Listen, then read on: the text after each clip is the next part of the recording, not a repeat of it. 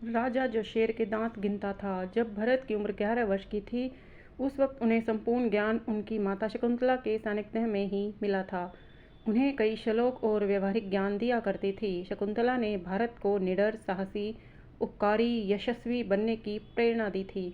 वो अक्सर ही भरत को न्याय का मार्ग सिखाती थी। कहा करती थी, कभी किसी निरपराध प्राणी को नुकसान मत पहुंचाना और दुखी जनों की सेवा का कोई अवसर हाथ से जाने नहीं देना। सेवा भाव को सभी मनुष्य अथवा प्राणियों के लिए समान रखना। एक दिन भरत जंगल में घूमने गए।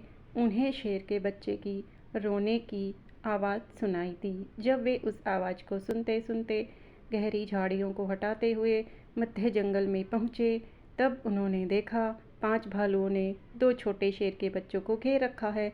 वे अपने माता पिता से बिछड़ गए हैं।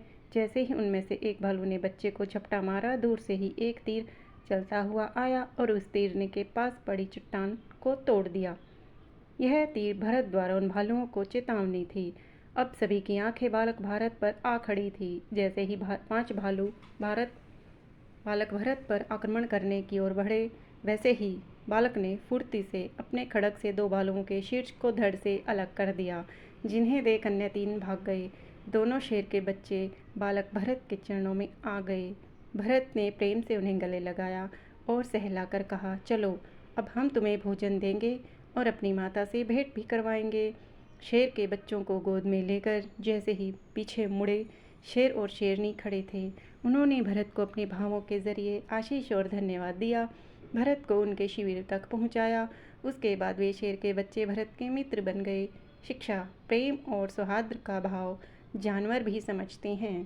प्रेम के जरिए मनुष्य एवं जानवर के बीच की दूरी को भी मिटाया जा सकता है। आज के वक्त में मनुष्य ही मनुष्य का दुश्मन हो चुका है। न्याय की कोई परिभाषा ही नहीं रह गई है।